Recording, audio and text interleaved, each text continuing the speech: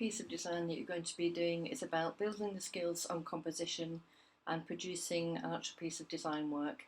I've showed you some examples of work by Marian Banjes, who is a contemporary designer illustrator who does poster design, often using sans serif typefaces. So this is the sort of thing that we're building towards. We're going to use the photographs that you've taken last week and developing the next element that you'll need for this. The first podcast I did created the monogram. If I just close this, this is an example that I did earlier. So it's got the element of the monogram, and it's the kind of poster that you could do with sans serif typefaces and these various elements of design created from photographs that you've already taken and uploaded. So first thing that you're going to do on Photoshop is going to be to create file and new and create a page to create your background on. So for this one it's going to be 15 centimeters by 15 centimeters, 300 resolution, and we'll say OK to that. You're going to bring this photograph into the picture, or a photograph, and the first thing that you might need to do on this photograph is crop it. So we're going to get the crop tool from the side here and crop that down so that I've left a little bit of the outside of this because I want that to become part of our design, but cropped it fairly tightly, and press enter to apply that. So there's our photograph that we're going to be working with initially. Go to movement tool and slide your photograph onto the page here. I'm going to want 4 versions of this initially, so using a similar system to how you worked with the lettering on the monogram. You're going to use your quick keys again, a Command T to reduce this down, press the shift bar if you want to not make it distort at all, and press enter to place that. So this is the first one. We're again going to use the Alt key and drag a second copy, and I want that turned around, so I'm going to use Command T and spin that around so I've got the second part of the design.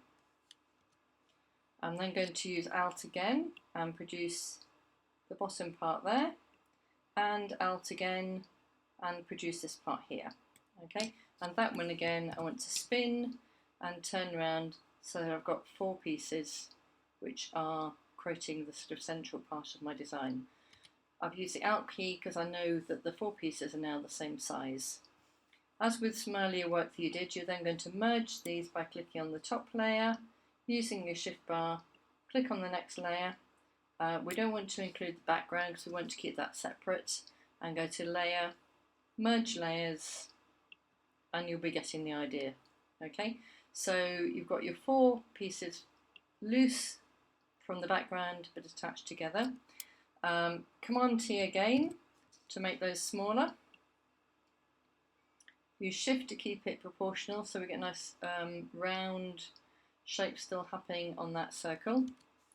And you're going to then use your Alt, drag that out to there, and 1 down to there, and 1 across to there. So again, we've got the 4 happening on each side of there. Command T again. Oh no, before we do that Command T, I'll just place that and go to your first tone, go to your second one, and again merge the layers. Go to the bottom arrow, merge there.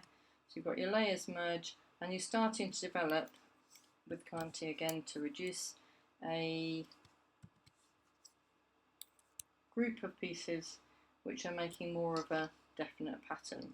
Okay, so you've got a circuit happening there. To use this, we could keep multiplying it up.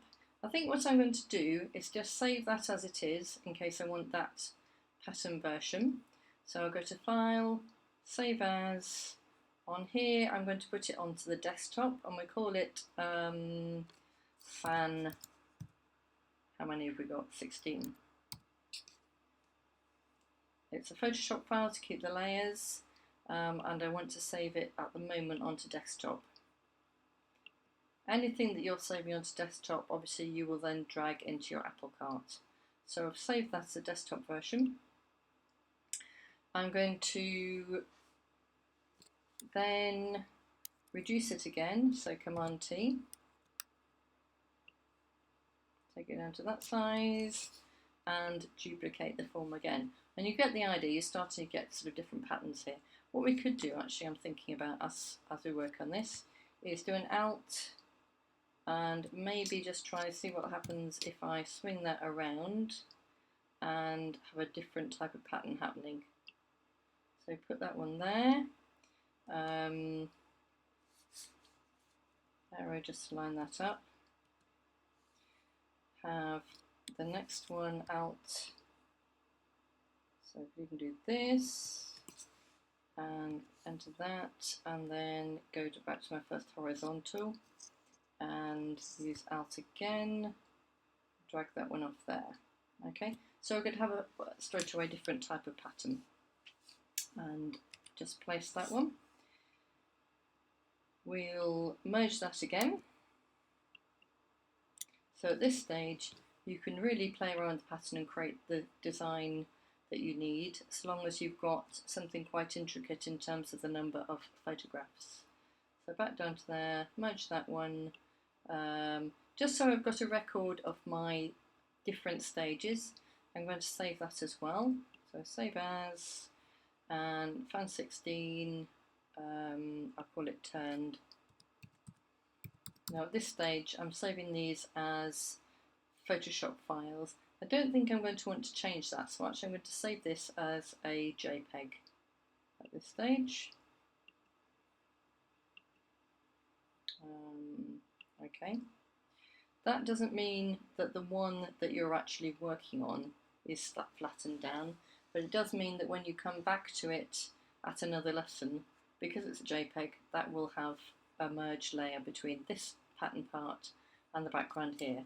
So do a Command T again, take that down, and again we've got quite an interesting pattern happening now. So by using this Alt key you can quite quickly build up something which is intricate and which is going to create a pattern for you. We can do something with that inner circle later if we want to, or we can leave it how it is. So again, I'm going to merge those layers. I don't particularly want them separate for what we're doing with the Banjes piece. So again, click on the top layer, press the Shift, click on the bottom layer to select the layers, and then you're going to merge the layers again on that bottom arrow. Okay, so I've got my pattern here that I've created. I might want to change the colours on it, so I'm just going to do that. I think I will save it in that version again. So save as, it's a good idea to save these various different copies, and I'll save it as a JPEG again, and I've called this fan pattern B and W for black and white. So I try to label things so that I'm going to know what they are if I can't actually see them as on the JPEG version. Now I'd like to do something a bit more interesting with colour on here. So I've got my on my layer with the pattern on it, and I can go to Image, Adjustments, and I'm going to go to Hue and Saturation initially, and up the saturation slightly, and then I should get a bit more colour happening. Now you can see some kind of subtle changes to the colour. If I increase my saturation more, I'm going to get more changes into the colour. So I've got something a little bit kind of orangey yellow.